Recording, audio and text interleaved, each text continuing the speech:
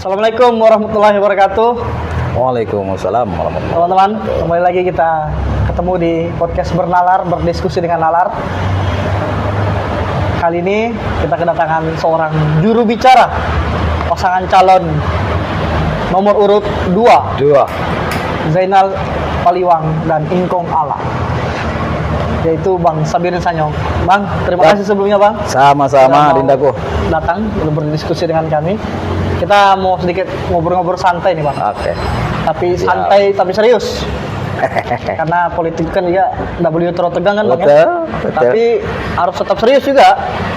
Karena ini kan bicara kemaslahatan Bang ya. Bang, terima kasih banyak sekali lagi Bang. Oke. Ini kan Bang, debat kandidat pemilihan gubernur dan wakil gubernur kan sudah kita saksikan kemarin Bang. Ya. Ya, dari masing-masing pasangan calon sudah mengutarakan isi pikirannya, ide gagasannya, dan termasuk menawarkan rekam jejaknya kan. Ya.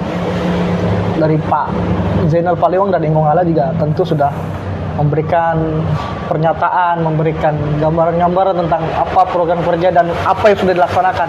Apalagi beliau ini kan petahana nih Bang. Ya. Tapi kan tentu namanya kita bicara dalam konteks demokrasi kan narasi-narasi itu kan terus bergulir nih Bang. Ya. Baik yang pro, yang tidak pro, dan segala macam. Nah, pertanyaannya kemudian, kita ingin mengulas nih Bang lebih dalam. Karena debat tentu kan dibatasi waktu ya. Betul. Jadi sehingga kita tidak bisa memahami seutuhnya secara tuntas apa sih sebetulnya gagasan. Nah, kali ini barangkali dengan adanya juru bicara pasangan calon ini bisa lah menjelaskan sedikit apa yang barangkali belum tersampaikan ke masyarakat. Bang, Pak Zainal Paliwang ini kan adalah seorang petahana ya. Ya. Seorang petahana pasti yang ditawarkan adalah narasi keberlanjutan ini Bang. Nah, pertanyaannya kemudian Bang, narasi keberlanjutan seperti apa sih Bang yang ditawarkan Pak Zainal Bang? Program-programnya apa gitu? Ya, pertama barangkali saya ucapkan terima kasih atas undangan Bung Dedi ya. Saya ingin menyapa kepada pemirsa. Assalamualaikum warahmatullahi wabarakatuh. Selamat siang, salam sejahtera buat kita semua. Salam, Om Swati Astu, salam jiap 2 periode. Siap. Ya, sekali lagi saya ucapkan ribuan terima kasih karena kata nalar mengundang kita untuk diskusi, barangkali untuk mempertajam visi misi paslon. Berkaitan dengan debat pertama, bagaimana yang kita ketahui bersama, memang waktu yang diberikan oleh KPU tentu belum cukup untuk mengeksplor gagasan, ide dari paslon. Oleh karena itulah kemudian media ini atau podcast kita ini sangat dibutuhkan untuk menyampaikan kepada masyarakat kira-kira yang tidak tersampaikan itu di sektor mana dari visi misi yang dari semua pasangan calon. Tapi sebelum sampai ke situ barangkali perlu disampaikan juga kepada masyarakat, kepada khalayak, barangkali kita pernah mendengar apa itu gagasan, apa itu ide, kan begitu dia. Nah, saya sebenarnya mengapresiasi apa yang dilakukan Bung Dedi ya. Jadi gagasan dan ide itu memang harus dijaga atmosfernya, tumbuh kembangnya sebuah gagasan dan ide itu harus dijaga. Kenapa? Karena gagasan ini setiap orang memiliki gagasan. Ya kan, gagasan ini yang kemudian harus dinarasikan sehingga kemudian publik paham apa gagasan seseorang itu, apalagi kemudian paslon. Nah, setelah kemudian dinarasikan lalu kemudian diimplementasikan, ya kan, atau diaksikan, dijalankan.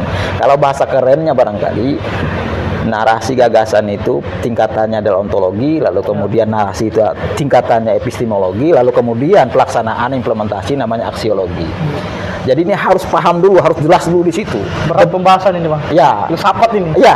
Kenapa? Karena kalau kita debat masalah gagasan, berarti kita dari perspektif ontologi. Tidak bisa kita kemudian persoalan gagasan kita kaitkan dengan aksiologi, ya kan? sama sebenarnya apa yang dikatakan Rocky Gerung kan. Rocky Gerung mengatakan bahwa ketika kemudian saya menghina Jokowi, sesungguhnya menghina presiden, sesungguhnya saya tidak menghina Jokowi. Nah, bagi saya itu pernyataan yang keliru. Pernyataan yang keliru yang dilakukan oleh Gerung, ya kan. Harus diketahui bahwa saya ambil contoh konkret saja. Ini gelas, ya kan. Ini namanya gelas. Segala sesuatu itu mempunyai tujuan dan Fungsi. Ya, fungsi. Tujuan penciptaan, tujuan pembuatan, lalu ke fungsi pembuatan. Ini namanya gelas. Ketika gelas ini, sebelum kita sampai ke ini ya, saya ingin pengantar saja ini. Ketika kemudian gelas ini saya taruhkan tanah, lalu kemudian saya tanam bunga di situ. Apakah kemudian gelas ini berubah menjadi pot? Enggak. Ya kan? Tetap dikatakan pot. Oh ya. Ya kan? Atau gelas yang difungsikan sebagai pot. Potnya. Kalau kemudian gelas ini saya pakai mandi, apakah gelas ini berubah menjadi gayung? Tetap dikatakan gelas yang difungsikan sebagai gayung, kan begitu dia. Tapi secara esensi tetap ya, Bang. Ya, tetap. Artinya apa? Ini struktur, ini esensi, tetapi penamaannya, tempelan maknanya bergantung fungsi. Artinya fungsi dengan struktur tidak bisa kita beda-bedakan. Penjabat dengan jabatan tidak bisa dipisahkan. Ya kan? Presiden itu jabatan, Jokowi itu penjabatnya. Sama tadi itu, begitu kemudian kita hina pejabatnya, automatically kita menghina penjabatnya. Sama ketika kemudian kita hina misalnya wali kota, ya kan? Automatically juga kita menghina penjabatnya, siapapun penjabatnya. Dan ini penting untuk disosialisasikan terus sehingga kemudian masyarakat dipaham betul berkaitan dengan gagasan. Nah, ide gagasan ini yang semua orang punya, yang harus kemudian dirawat terus. Bagaimana cara merawatkannya harus diperdebatkan. Bagaimana cara memperdebatkannya memang harus ada media. Salah satunya Kata Nalar. Ya. Kata Nalar lalu kemudian mengadakan podcast semacam ini sesungguhnya adalah dalam rangka menjaga ritme gagasan ide ini harus diperdebatkan terus sehingga kemudian tumbuh kembang secara sehat dan fair.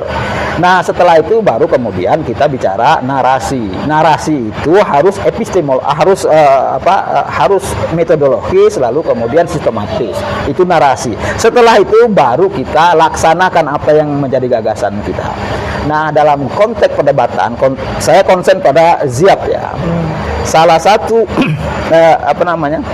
Salah satu misi dari ZIAP itu adalah transformasi sosial, transformasi ekonomi, dan transformasi tata kelola, good governance. Dan itu merupakan pengejawantahan dari visi ZIAP. Ya. Visi ZIAP adalah mewujudkan atau terwujudnya transformasi fondasi Kalimantan Utara sebagai beranda NKRI yang maju, lalu kemudian makmur dan berkelanjutan, lagi-lagi berkelanjutan. Nah, apa sih yang mau ditransfor? Ya kan itu persoalannya. Dilanjutkan. Nah, apa sih yang mau sebelum kita berbicara keberlanjutan, ada beberapa transformasi yang harus kita lakukan dalam rangka mewujudkan visi yang dicanangkan oleh ZIAP. Yang pertama adalah transformasi sosial, sosial budaya. Bung Dedi, Kalimantan Utara ini barangkali kalau boleh saya katakan ini mini Indonesia, Indonesia mini. Semua suku ada, semua agama ada, semua ras ada, lalu kemudian bahasanya juga daerah ya, bahasa daerah. Geografis pun begitu juga. Geografis juga begitu, jangkauannya luar biasa. Sehingga kemudian akan berdampak kepada kondisi sosial budaya masyarakat Kalimantan Utara. Apa sih yang kemudian mau kita transform dari aspek sosial dari masyarakat kita ini? Karena kita ini beragam suku, beragam agama, acap kali kita melihat orang ragu, bahkan malu-malu atau takut-takut berbicara suku. Itu kan persoalan kita. Padahal suku ini merupakan basis material bagi membangun daerah, membangun bangsa. Kenapa? Suku ini, negara kita negara suku, negara bangsa, negara yang hadir karena topangan suku bangsa. Sama dengan India, sama dengan Amerika, sama dengan Uni Soviet. Nation state. Ya kan? Nation state kan? Uni Soviet hancur, ya kan? Terpecah-pecah. India menjadi 4, Amerika menjadi negara bagian. Tinggal Indonesia negara suku yang kemudian terjaga sampai sekarang. Padahal kalau kita berbicara untuk menghancurkan negara suku Indonesia, nation state ini paling gampang. Kenapa paling gampang? Karena Indonesia ini ribuan pulau, dibatasi laut dan lain sebagainya itu. Tapi sampai detik ini alhamdulillah Indonesia masih utuh. Ini yang harus kita jaga sehingga kemudian para elit kita memasukkan NKRI itu sebagai salah satu pilar kebangsaan kita. Ya kan begitu dia. Nah, ini yang kemudian harus kita jadikan basis material membangun daerah, membangun Indonesia. Nah, dalam konteks ZIAP, Pak Gubernur itu melihat peluang ini, bagaimana kemudian menata sosial budaya masyarakat Kalimantan Utara, sehingga kemudian menjadi basis material membangun Kaltara ke depan. Nah, seringkali saya bilang tadi itu, masyarakat kita ini masih malu-malu bicara suku, masih malu-malu bicara ras, dan lain sebagainya. Ya, saya contohkan, saya pernah ke Trento. Trento itu dulu masih gabung ke New Zealand. Ya, sekarang gabung ke Italia. Itu persis di bawah lereng Gunung Alpen, ya kan? 2000 penduduknya. Jadi itu makmurnya luar biasa. Lalu kemudian persoalannya, saya jalan-jalan ke situ, tiba-tiba saya di ujung sana ketemu sama orang yang berbahasa Bugis. Saya tanya, saya datang nih kan, kita dari mana? Kita suku apa? Saya dari Indonesia, tinggal di Jakarta, suku Makassar, ya kan gitu ya. Lalu kemudian saya jalan lagi, ada orang yang berbahasa Jawa, ya kan? Saya dah hampiri lagi. Di Trento baru kita sadar bahwa Indonesianya kaya akan budaya, bahasanya banyak dan lain sebagainya. Jadi begitu kita keluar, baru kemudian kita ketemu komunitas suku-suku, baru kita bangga. Inilah keunikan Indonesia, ini harus kita rawat, harus kita jaga, termasuk juga Kaltara. Nah, ini kan yang harus kita nih paham, para pemimpin paham, para rakyat paham, para kaum milenial juga barangkali paham bahwa kita nih hadir lahir tumbuh kembang dalam suasana yang heterogen, ya kan? Kita nih berwarna-warna, banyak suku, banyak agama. Cuman apakah sampai di situ saja pemahaman kita? Bagaimana kemudian mengelola perbedaan ini sebagai basis membangun Kaltara? Ini yang aku mau coba kita rumuskan, ZIAP merumuskan, sehingga kemudian kondisi sosial budaya ini bisa terakomodir dalam program, dalam kebijakan beliau ke depan. Terus perlu juga saya sampaikan, ini tolong saya dipotong. Kalau saya bicara terus ini. Pertanyaannya, itu pertanyaannya kemudian, Bang. Ya. Dalam bentuk politik kebijakannya seperti apa, Bang? Ya, Transformasi budaya tadi nih, Bang. ya. Jadi begini, bagaimana kemudian mengakomodir semua perbedaan sebagai sebuah basis kebijakan pemerintah daerah, dalam hal ini ZIAP. Ini yang perlu kita godok. Jadi bagaimana pelibatan semua anak bangsa, komponen anak bangsa yang terbelah-belah dalam suku bangsa ini sebagai kekuatan. Marilah kita singkirkan perbedaan, persamaan itu kita ambil sebagai basis material pembangunan daerah. Nah, contoh tambak ya. Ya.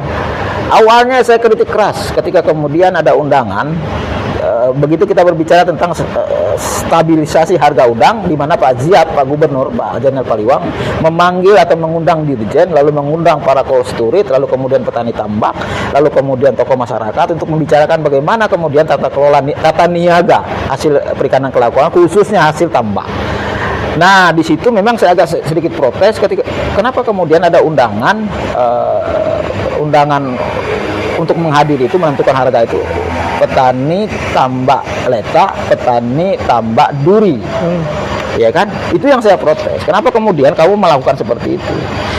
Kenapa saya protes? Karena yang namanya petambak atau nelayan itu tidak saja orang Leta, tidak saja orang Duri, ada orang Bone, ada orang Pindrang, ada orang Jawa, ada orang Tidung, itu juga pemilik tambak. Nah, semestinya ketika kita berbicara kebijakan, pelibatan semua kepentingan suku itu harus dilibatkan, apalagi kemudian menentukan harga, ya kan? Nah, itu yang dalam pertemuan itu, Bang. Ya, dalam pertemuan itu. Dan itu yang saya protes. Kenapa? Kalau kemudian ada program gubernur untuk membantu, ya kan, atau untuk mengintervensi persoalan tambak, yang punya legitimasi untuk mengakses bantuan itu adalah yang diundang dong. Ya. Kan begitu logikanya. Makanya saya bilang jangan.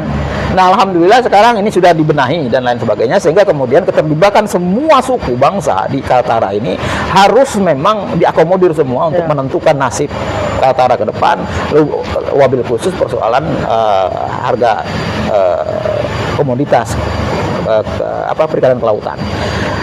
Nah, kalau kemudian mau dipertajam lagi, bagaimana kemudian kondisi sosial kita ini? membangun kesadaran hukum itu menjadi teramat penting, Ya. membangun kesadaran sosial menjadi teramat penting, membangun kesadaran budaya itu menjadi teramat penting. Makanya di awal saya kritik keras berkaitan dengan moto Pak Zainal yang periode pertama, membangun desa menata kota, ya kan? Kalau kemudian moto itu tetap diberlanjutkan, dijalankan dari perspektif infrastruktur, moto itu benar, membangun desa menata kota. Tapi harus diingat, membangun itu tidak semata-mata infrastruktur, ya kan? Budaya masyarakat harus dibangun, ekonomi masyarakat harus dibangun, kemudian sosial masyarakat juga harus dibangun, kan? Begitu dia. Maka kalau kemudian persoalan budaya, persinggungan antara budaya ini, ya kan? Itu juga kesadaran antar budaya ini penting, harus dibangun. Ya kan? Artinya infrastruktur tidak semata-mata ansih yang harus kita bangun. Kalau sekali lagi saya ulangi, ketika kemudian moto membangun desa menata kota dalam konteks infrastruktur, maka benar moto itu. Tapi kalau kemudian dalam konteks membangun secara komprehensif, barangkali ada celah ya, kalau mau dikatakan keliru, ya kan, mewakili kesalahan, dikatakan salah, ya. Contoh misalnya begini, kalau kita membangun budaya, kira-kira mana yang heterogen, ya, antara kota dengan desa berkaitan membangun budaya? Kota. Nah, kota lebih heterogen. Jadi benturan antara suku, antara agama di kota jauh lebih kompleks dibandingkan dengan desa yang homogen. Oleh karena itulah kemudian kesadaran budaya masyarakat di kota harus juga dibangun, jangan ditata saja. Nah, kenapa harus dibangun? Karena itu konsekuensinya pada pembiayaan. Ya kan? Kenapa? Karena itu namanya belanja modal. Dalam postur APBD kita, belanja modal itu konsekuensinya adalah insentif. Insentif itu tidak saja kapital, uang, tetapi juga aksesibilitas masyarakat, kedamaian masyarakat, keakraban masyarakat. Itu adalah insentif dari belanja modal, Ya. belanja pembiayaan. Bang, sebelum kita lanjut, Bang, saya mau tanya dulu nih, Bang, kepada Abang. Kan setiap orang itu kan, setiap pemimpin itu kan punya karakteran, gaya khasnya Ya. masing-masing, Bang. Kalau Abang bisa menjelaskan, Bang, sosok kepemimpinan yang dijalankan Pak Zainal itu seperti apa sih, Bang? Kan Ya. ada, belum, bentar Bang ya. Jadi kan ada sosok pemimpin yang tipe manajerial banget, Betul. tapi lemah dari sisi inovasi. Saya boleh merokok kah? Boleh, silakan Bang. Ada juga pemimpin yang memang dia punya apa namanya? Tadi Abang sempat nyinggung. Ya. Dia mungkin secara gagasan agak minim ya, secara narasi mungkin. Tapi dia tipe pekerja, Bang. Ya. Nah, Betul. kalau Pak Zainal ini dari sisi karakter kepemimpinan seperti apa, Bang? Ya, yang pertama yang ingin saya lanjutkan supaya nyambung pembicaraan kita, sebagaimana yang saya katakan tadi, ontologi, epistemologi, aksiologi, gagasan, narasi, aksi, implementasi. Nah, masing-masing orang ada kekuatannya di situ. Ada yang kuat di gagasan, lalu kemudian kuat di narasi, lalu kemudian ada yang kemudian kuat di aksi, ya kan, di implementasi. Sebelum saya jawab itu, kalau barangkali kalau saya tanyakan dengan Bung Dedi, elit politik, elit bangsa yang pernah diundang dan datang di Kaltara, bisa dibaca siapa? Jokowi barangkali sudah 2-3 kali barangkali Ya. datang kan? Ya.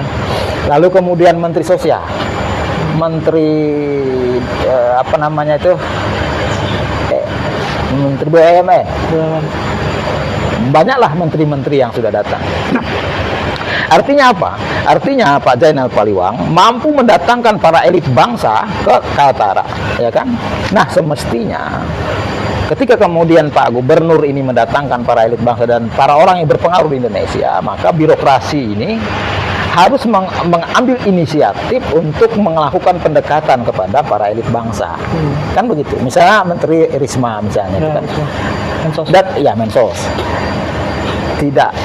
Tidak kemudian gubernur yang mendrive itu, semestinya para kepala dinas, ya kan? Kasarnya, ketika kemudian menteri itu datang yang membuat proposal bagaimana persoalan sosial, bagaimana tenaga kerja dan sebagainya, ada kepala dinas. Nah, persoalannya sekarang kepala dinas ini di drive atau dikomandoi oleh siapa?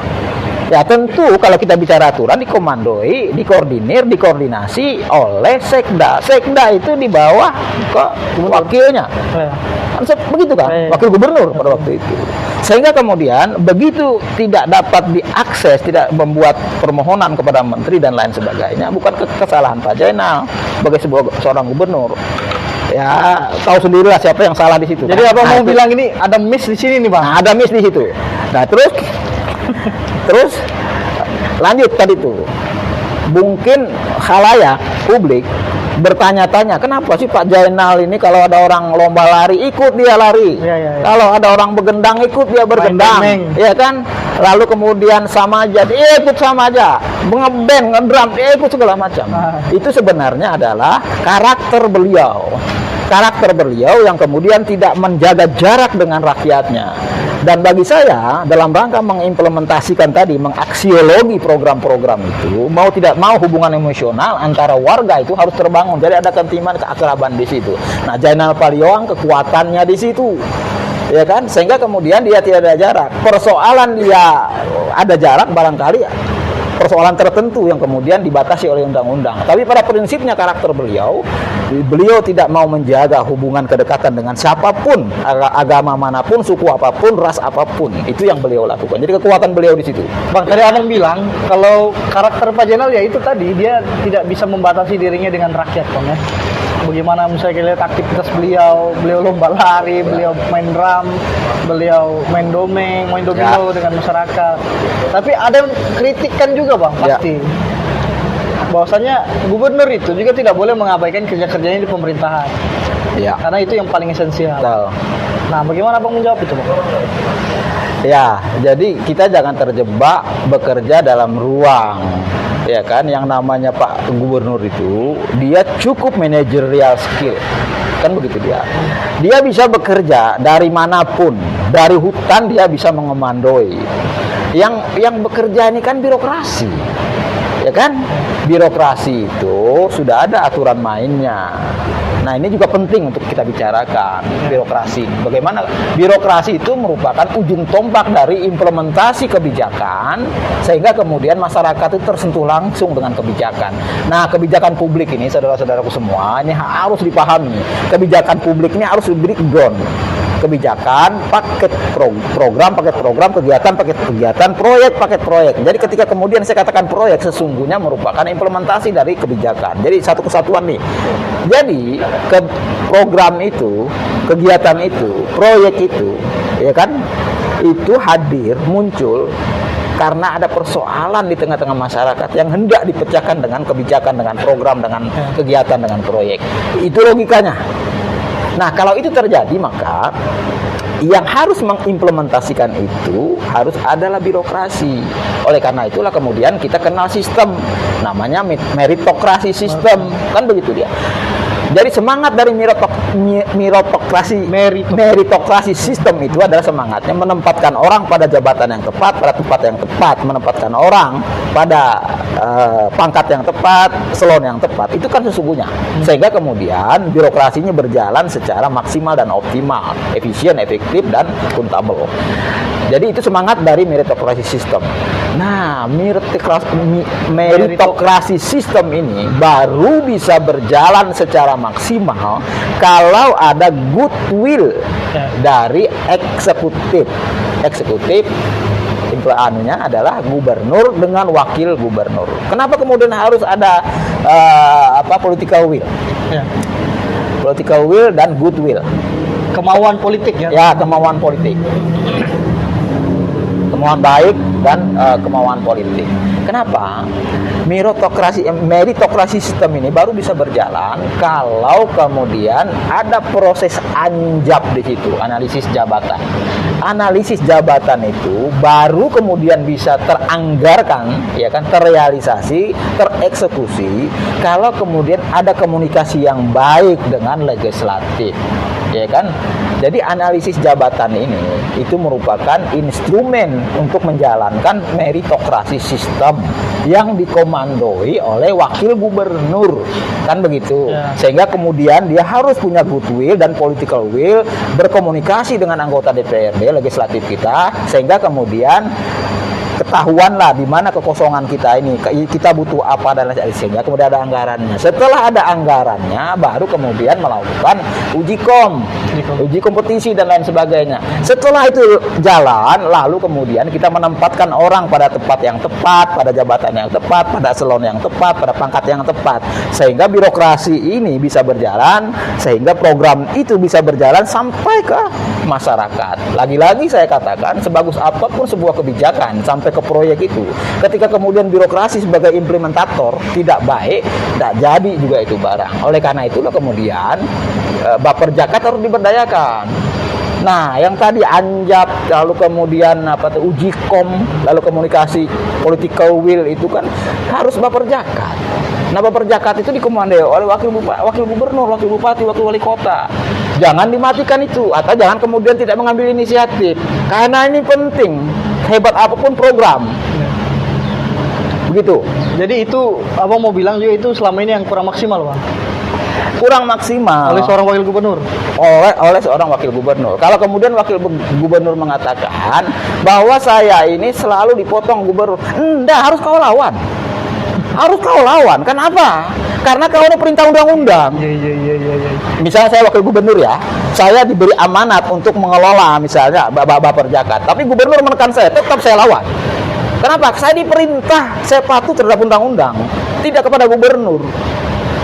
Nah, ini yang kemudian tidak dilakukan oleh wakil gubernur kita selama ini kan, sehingga kemudian kesalahan itu dilimpahkan kepada gubernur, lalu kemudian disosialisasikan kepada masyarakat. Saya ini ban serap, saya ini tidak diberdayakan. Itu karena kebodohanmu. mulai panas ini. Ya. Jadi, tapi begini, Bang. Apa sih namanya? Ya, tadi abang sudah memaparkan bahwasannya memang harus ada kolaborasi nih kan antara wakil gubernur dengan gubernurnya ini kan. Tapi ada juga kritikan dari masyarakat itu, Bang, atau dari kelompok-kelompok tertentu itu, Bang, bahwasanya wakil gubernur itu dijadikan ban serep karena kepentingan-kepentingan eksternal masuk dalam pemerintahan, Bang. Enggak juga. Sebenarnya kalau kepentingan, bukan saja kepentingan eksternal, semua kepentingan itu masuk dalam pemerintahan. Karena tugas pemerintah itu mengakomodasi seluruh kepentingan geopolitik kita. Harus dimasukkan menjadi isu kebijakan. Kan begitu dia. Jadi tidak bisa kita katakan bahwa ada kepentingan luar, kepentingan asing, lalu kemudian masuk dalam pemerintahan Kaltara. Oh, tidak bisa. Semua kepentingan di dunia ini pasti masuk. Sekalipun tidak masuk, gubernur, wakil gubernur harus memasukkan itu kalau kemudian itu yang baik. Kenapa? Karena begitu kita mempromosikan sebuah kebijakan publik dipromosikan itu ada multidisipliner, multi kepentingan. Semua kepentingan harus terakomodir, lalu kemudian semua disiplin ilmu harus dijadikan mata asah untuk menguji sebuah kebijakan publik. Perlu juga saya sampaikan, kalau kita menilai kebijakan publik di seluruh dunia ini, kebijakan publik itu pasti kinerjanya bagus. Di seluruh dunia ya. Tapi ketika kemudian kebijakan publik itu diimplementasikan, lalu kemudian kita nilai kinerja implementasi kebijakan di seluruh dunia itu pasti kemudian kedodoran, tidak paralel dengan kinerja kebijakan publik. Kenapa kemudian kinerja implementasi itu ya tidak paralel dengan kinerja kebijakan? Karena memang banyak kepentingan. Ya, itu tadi Bang maksudnya. Nah, kepentingan ini yang kemudian harus di-manage sedemikian rupa.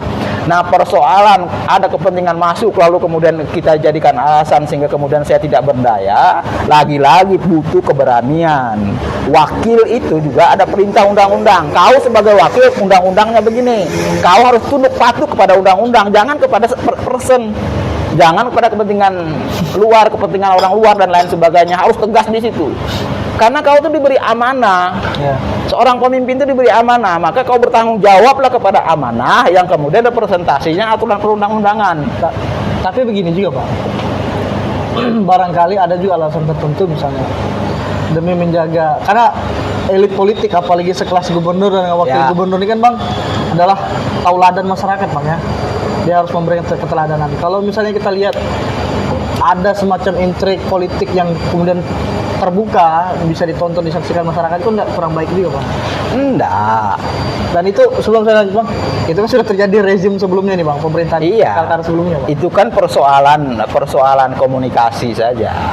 Ini yang saya bilang. Kalau kita mau telusuri kenapa kemudian dalam konteks yang dulu ya, Iya. sehingga kemudian ditonton oleh publik ada yang di dalam itu tidak baik-baik saja. Dan itu frontal. Nah, ya kan? Yang kita baca, yang kita lihat kelainya aja, ya kan? Iya. Tetapi kita tidak dapat menelusuri kenapa sih, apa sih sebab-sebab mereka itu berkelahi. Sebab-sebab itu yang kemudian harus dipublish, ya kan? Sebab itu yang harus kita bedah. Kenapa sih seperti begitu kan?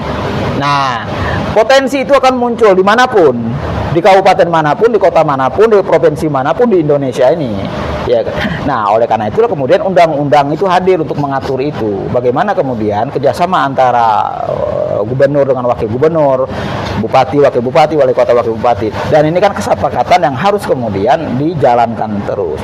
Nah persoalan perbedaan itu pasti ada. Bagaimana kemudian perbedaan itu harus kemudian dinarasikan secara jelas, sistematis, metodologis, sehingga kemudian masyarakat itu publik tahu. Dan itu bagi saya itu harus dipublikasikan. Harus dipublikasikan. Karena apa? Karena akses publik. Ya, artinya publik ini harus dilibatkan dalam pengawasan program pemerintahan ini, Bang. Benar itu. Dan itu kan salah satu prinsip good governance toh, tata kelola pemerintah yang baik, yang kemudian salah satu misi beliau adalah itu tadi transformasi good governance, tata kelola pemerintahan yang baik. Dan hal yang semacam itu juga menjadi pikiran oleh Pak Zainal untuk menata itu kembali. Bagaimana kemudian tata kelola ini bagus, bagaimana kemudian menempatkan orang pada tempat yang tepat, lalu kemudian bagaimana kemudian dia berjalan efektif dan efisien dan lain sebagainya. Dan itu berangkat dari kondisi sosial kita, kondisi birokrasi kita seperti itu, lalu kemudian beliau mencanangkan transformasi tata kelola pemerintahan yang baik. Begitu Bung Dedi. Bang, saya mau sedikit menyentuh soal program dan salah satu tema debat kemarin Bang adalah isu desentralisasi kan. Ya. Salah satu paslon itu menawarkan akan memekarkan 5 DOB, daerah otonomi baru. Walaupun itu ya saya pun secara pribadi menilai itu perlu kita kritik juga kan. Ya. Karena sebetulnya wacana pemekaran DOB kan juga sudah ada kan. Ya, udah lama. Apalagi khusus spesifik terkait Tanjung Selor itu Bang yang sampai hari masih kecamatan. Ya. Nah, itu kok belum terrealisasi. Nah, perannya kalau tidak salah di dalam salah satu visi misi dan targetnya program yang dijanjikan oleh Pak Zainal di periode pertama ini kan pemekaran DOB Tanjung Selor ini Ya. Bang. Nah, itu seperti apa Bang? Ya, yang jelas memang DOB ya. DOB memang kebijakan pemerintah pusat ada moratorium, ya kan. Tetapi dalam konteks Tanjung Selor itu kasuistik karena menjadi lucu ketika kemudian Provinsi Kalimantan Utara itu berkedudukan di kecamatan. Ya. Oleh karena itulah kemudian harus ada pemekaran. Artinya pemekaran ini termasuk juga sebatik ya. Artinya pemekaran ini sejak dari dulu bukan klaim Dagangan politik. Ya, bukan klaim salah satu paslon. Ya kan, itu sudah dari dulu. Dan itu automatically apa sih semangat dari DOB itu? Ya, mendekatkan pelayanan publik kepada masyarakat. Karena itu sebenarnya termasuk juga sebatik. Nah, Pak Zainal sebenarnya sudah melakukan itu sehingga kemudian ya insya Allah lah dalam waktu dekat sehingga kemudian terbentuk itu.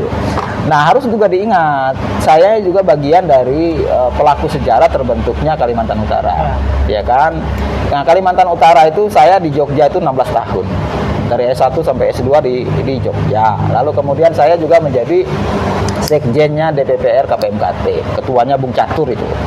Nah, DPPR KPMKT itu keluarga pelajar masuk Kalimantan Timur. Lalu kita kemarin kritik kita pada waktu itu adalah kenapa kemudian Kalimantan Timur ini porsi atau alokasi anggaran pembangunan itu jauh lebih besar ke selatan, ya kan daripada ke utara. Ya kan utara itu ya Malinau, Nunukan, Tarakan, Bulungan, dan itu lebih kecil sehingga kemudian pembangunan di Kalimantan Timur bagian utara ini kecil porsi anggarannya sehingga kemudian jauh tertinggal dengan Balikpapan, dengan Bontang dan lain sebagainya. Ini salah satu alasan kita, maka Kaltara harus kita dorong supaya maju. Nah, kita adakanlah kemudian seminar di Jogja, saya ketuanya, lalu kita demo di DPR RI, lalu kita antarkan sampai kemudian disambut oleh almarhum Pak Yusuf SK, kan begitu dia pertemuan di Derawan dengan Bupati Berau, dengan Pak almarhum Bang Seduni misalnya. Nah, karena kita sebagai mahasiswa, setelah kita kemudian mendrive isu itu, lalu kemudian kita serahkan kepada mereka. Akhirnya dalam perjalanan syarat minimal pembentukan sebuah provinsi akan menjadi berkurang karena Berau tarik diri pada waktu itu. Syarat minimalnya kan 5 kabupaten kota. Nah, jadi vakum selama 2 tahun. Selama 2 tahun itulah kemudian kita bentuk Presidium KTT. Ya kan? Presidium KTT itu ya diketuai oleh Pak Undun almarhum, lalu kemudian sekjennya adalah Ahmad Ibrahim almarhum. Saya juga terlibat di situ. Pada saat itu bupatinya adalah Anang Dahlan, sehingga kemudian berlanjut kepada Pak Budiman lah kemudian mendorong sehingga kemudian terjadilah Kabupaten Tanah Tidung. Artinya ketika kemudian kita berbicara DOB, daerah otonomi baru, maka harus ada Political will lagi, Bang. ada political will, lalu kemudian ada pressure group, ada kemudian interest group yang harus dibentuk.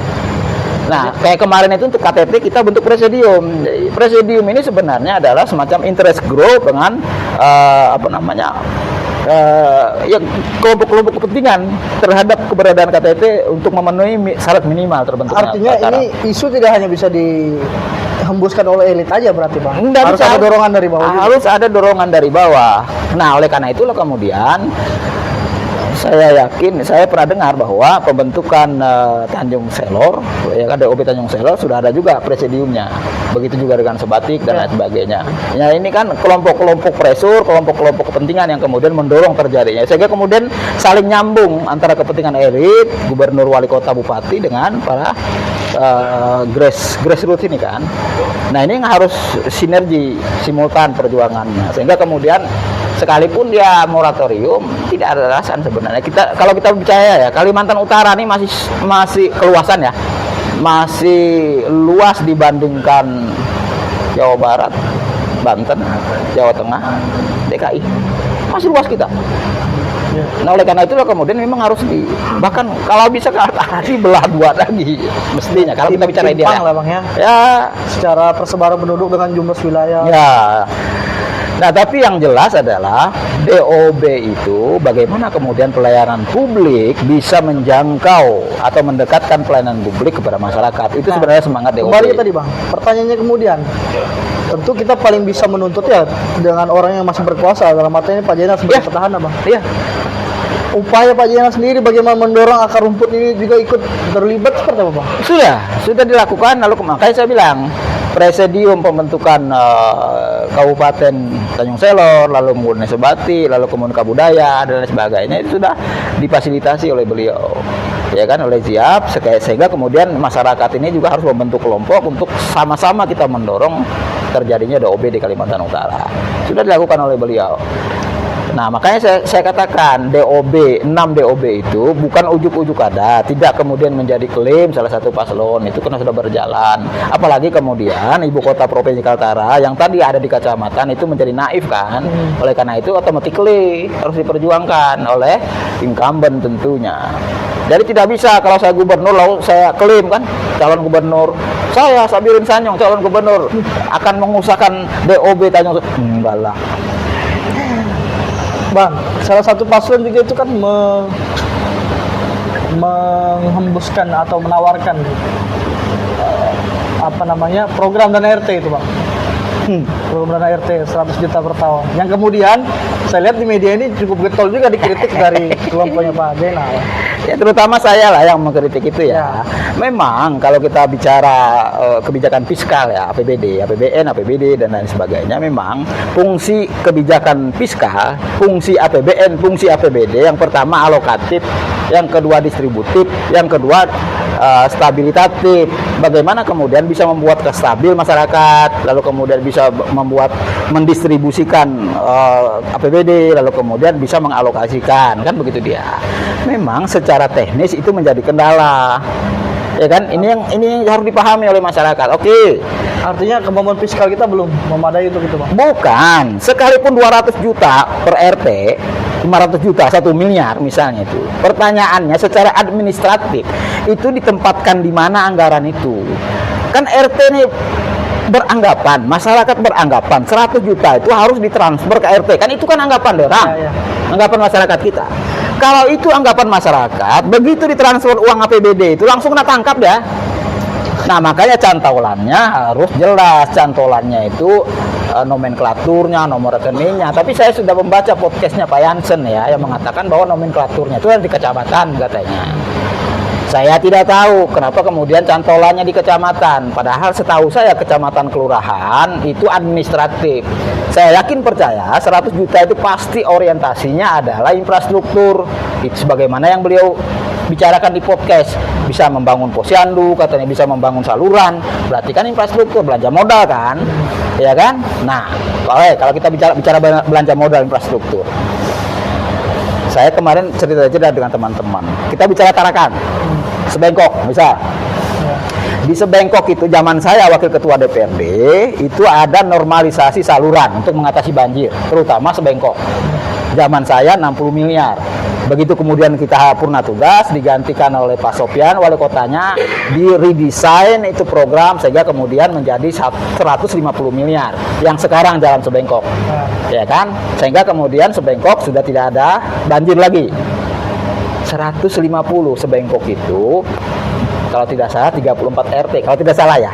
Ya kan? Kita hitung itu. Ya kan? 150 miliar itu melalui 34 RT itu. Kalau kemudian 150 miliar dibagi 34, berarti masing-masing RT itu ada alokasi anggarannya 4,5 miliar. Restruktur, penanganan banjir. Ya kah? Logikanya. Benar ya? Artinya itu sudah menjangkau semua RT itu, Bang. Iya, kalau kita mau bagi rata. Ini jalan itu kan melewati RT. Berarti ada 4,5 miliar dana infrastruktur di RT. Mana yang kamu pilih? Masyarakat mana yang pilih? 100 juta kan 4,5. Kalau kita bicara infrastruktur. Belum lagi PL yang lain. Ada pembangunan drainase, ulinisasi, semenisasi di RT. Artinya di RT itu dalam 1 tahun bisa saja 10 miliar. Kalau orientasinya fisik infrastruktur. Ngapain milih 100 juta kalau kemudian ada 10 miliar? Itu yang pertama. Yang kedua, berkaitan dengan cantolan tadi itu. Kalau cantolannya itu ada di di Kesra, ya kan? Itu namanya hibah bansos. Dan hibah bansos itu tidak boleh setiap tahun, harus 2 tahun sekali. Berarti 100 juta itu 2 tahun sekali.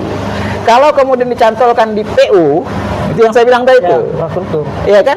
Ngapain 100 juta di PU aja sampai 5 miliar kok per RT itu? Cek saja. Tapi kan Bang, kalau kita lihat kondisi kan enggak semua wilayah itu kan Bang punya problem yang sama, Bang. Iya. Misalnya daerah pesisir kan nelayan, mereka butuh alat apa? Terus misalnya pertanian, daerah perkebunan ya masyarakatnya butuh pupuk apa?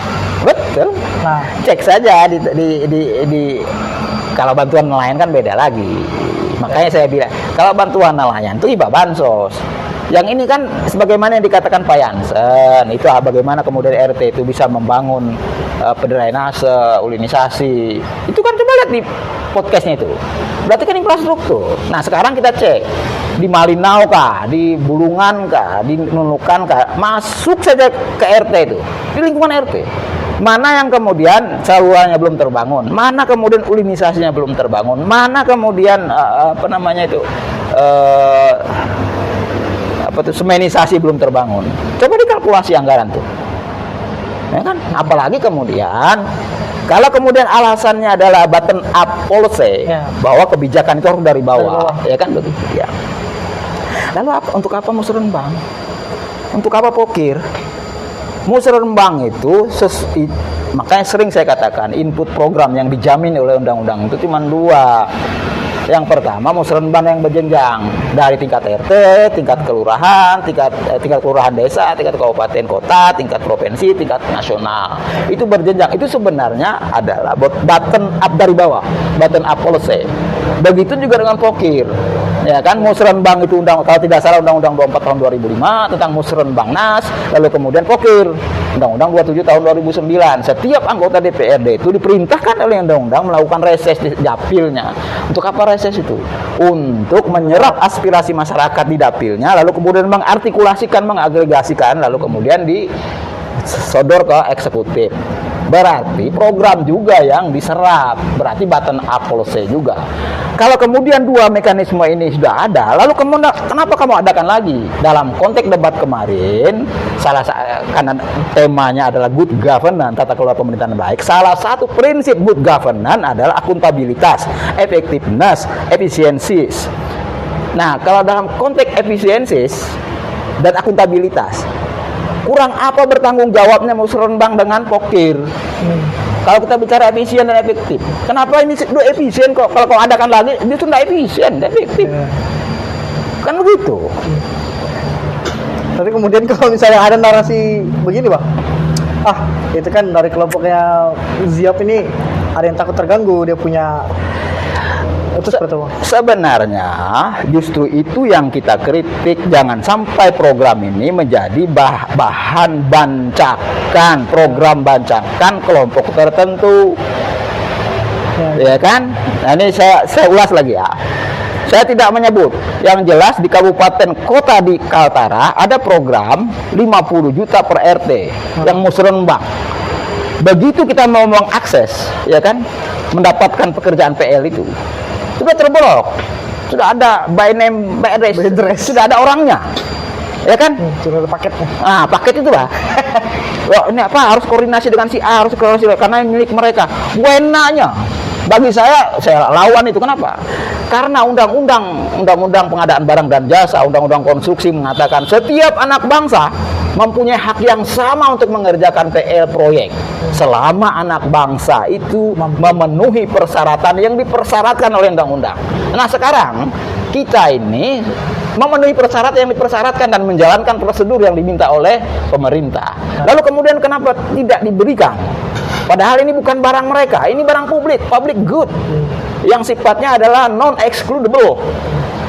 Nah, saya yakin percaya bahwa begitu ini 100 juta terrealisir, saya yakin percaya itu paling dinikmati oleh kelompok-kelompok tertentu. Sebagaimana yang 50 juta itu. Oke. Bang, kita masuk ke isu politik nih, Bang. Ya. Isu politik itu terkait keberpihakannya Pak Zainal Paliwang di Pilwali Tarakan. Ya. Kalau mengikuti garis instruksi partai, beliau ini kan Gerindra, Bang. Ya. Otomatis beliau harus mendukung calon yang diusung oleh Gerindra di Pilwali Tarakan. Ya. Tapi isu yang berkembang hari ini kalau beliau itu tidak mendukung calon tunggal nih, Bang.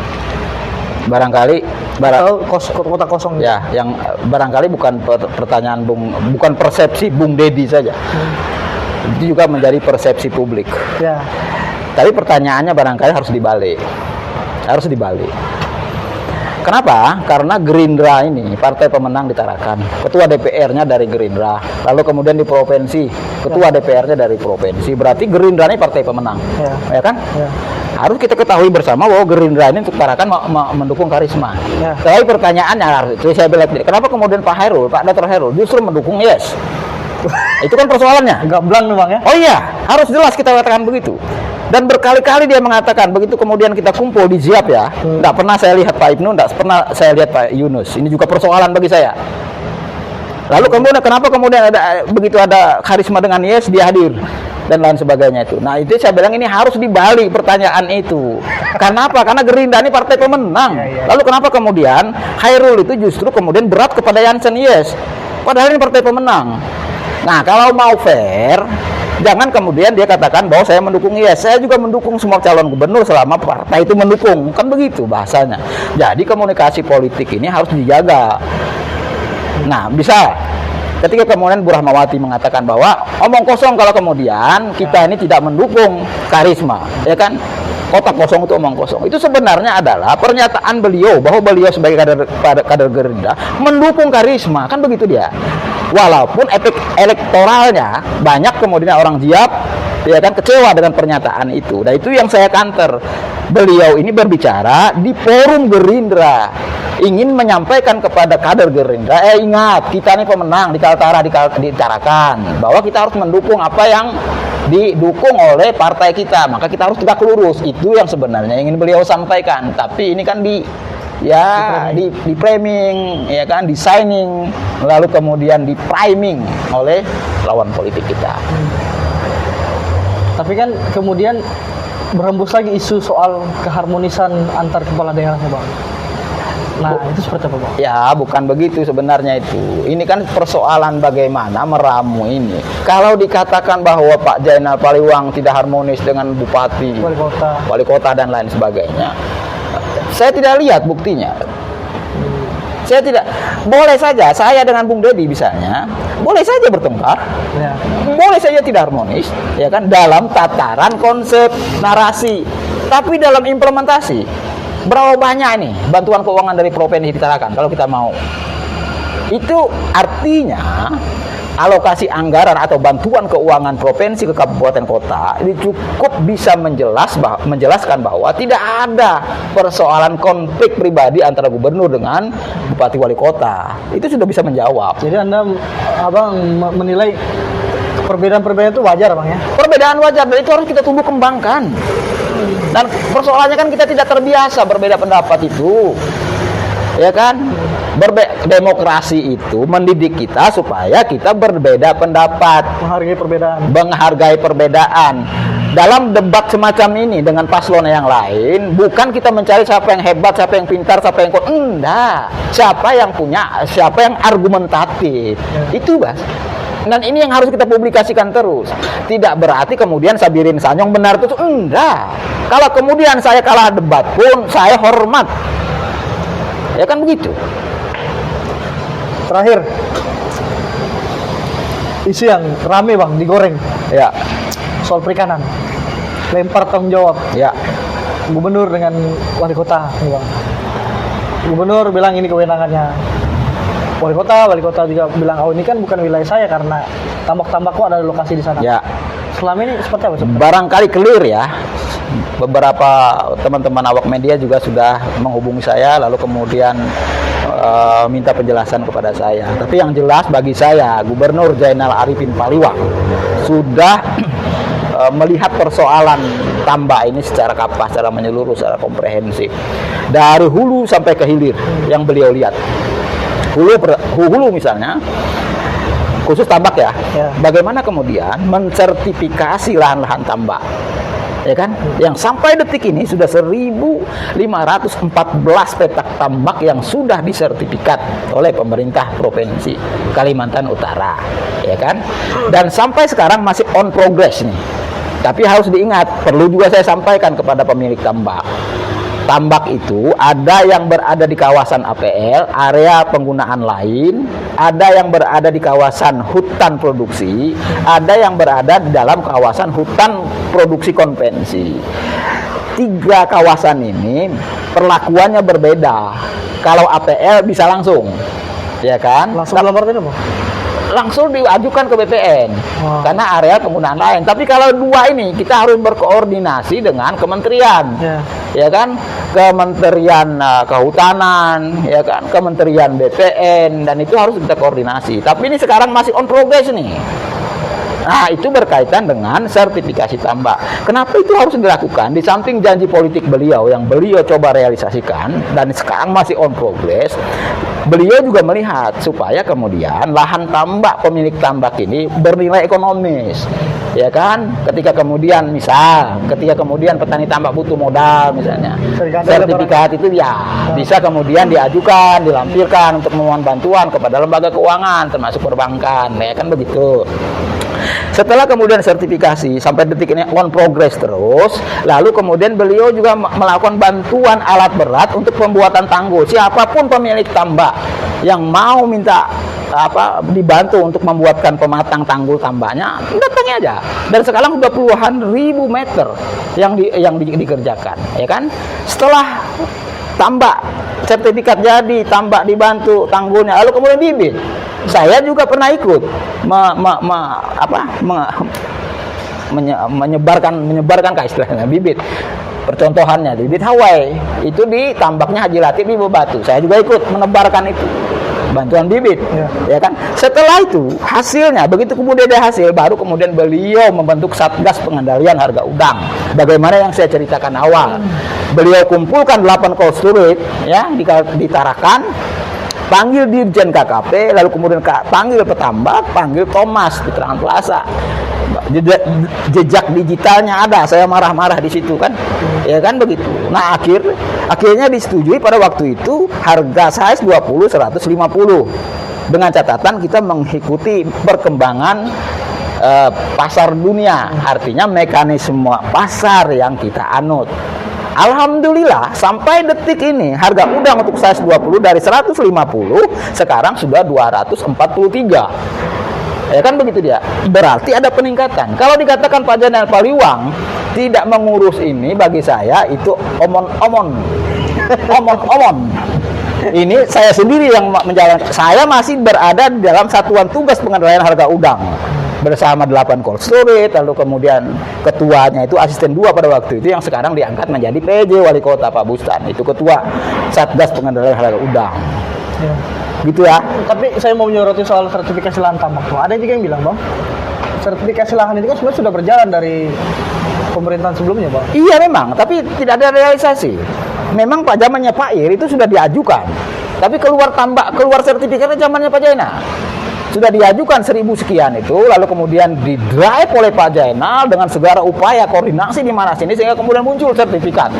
Yang sampai detik ini 1514 petak tambak yang sudah bersertifikat, memang baru 318 kalau tidak saya yang baru mengambil. Kelanjutannya adalah ketika ini saya bilang on progress tadi itu ada persyaratan yang harus dipenuhi oleh pemilik tambak. Misalnya pemilik tambak harus memindahkan domisilinya, karena harus kita ketahui pemilik tambak itu ada di Tarakan, tambaknya ada di Bulungan, ada di KTT, ada di Nukan. Maka sebagaimana saran dari kementerian itu harus dipindahkan domisili dulu. Nah, ada beberapa petambak yang enggan memindahkan domisili, ada juga yang mau memindahkan domisili. Itu yang pertama kendalanya. Kendala yang kedua adalah itu berkaitan dengan NJOP karena ini sertifikat, ya kan? Begitu ada NJOP, nilai jual objek pajak, maka ada otomatis terkena BPHTB, ya kan? Yang harus ditunaikan oleh pemilik tambak, kan begitu dia. Artinya ketika kemudian ini pemerintah dorong ini, maka rakyat pemilik tambak persoalan BPHTB selesaikanlah. Jangan kemudian mengharapkan juga bantuan dari pemerintah untuk pembayaran BPHTB itu. Nah, kalau itu kita lakukan, berarti kita intervensi pada yang salah. Nanti nelayan kecil protes. Kenapa mereka disubsidi? Kami enggak. Nah, itu kan persoalan. Maka kita, Pak Jainal mengambil sikap, ya sudah, BPHTB itu kamu selesaikanlah. Kalau kami juga menyelesaikan dengan anggaran APBD, maka kasihan dengan petani tambak kecil, lalu kemudian nelayan kecil, dan kemudian ya. Nah, ini yang harus dipahami oleh masyarakat Kaltara sebenarnya. Dan ini informasi ini harus disebarkan terus. Saya berharap Bung Deddy juga menyebarkan ini sehingga kemudian tidak ada miskomunikasi, mispersepsi, segala macam. Yang jelas adalah Pak Jainal Paliwang, sebagaimana yang saya katakan dari sisi karakter pribadi beliau, dia tidak pernah menjaga jarak dengan rakyatnya. Makanya saya katakan tadi, kalau orang lari ikut dia lari, kalau begendang ikut dia begendang. Itu sebenarnya ada pendekatan kultural, ya kan. Maka kalau ini seksi terakhir, saya katakan bahwa tidak ada alasan bagi rakyat Kaltara untuk tidak memilih Ziap. Gitu ya. Siap. Artinya upaya sudah dilakukan, tinggal bagaimana masyarakat memilih. Iya. Bang, terima kasih sebelumnya Bang sudah mau hadir berdiskusi dengan kami. Sama-sama. Insya Allah nanti kita agendakan lagi Bang. Siap. Kalau perlu mungkin dengan tim-tim dari pasangan calon yang lain. Betul. Saya berharap juga begitu. Supaya kita bisa menghidupkan demokrasi kita, dialektika wacana itu hadir terus, menginspirasi dan bisa memberikan edukasi terus ke masyarakat. Teman-teman, kita nantikan selanjutnya. Next kita di podcast perkenalan selanjutnya. Terima kasih. Assalamualaikum warahmatullahi wabarakatuh. Waalaikumsalam warahmatullahi wabarakatuh.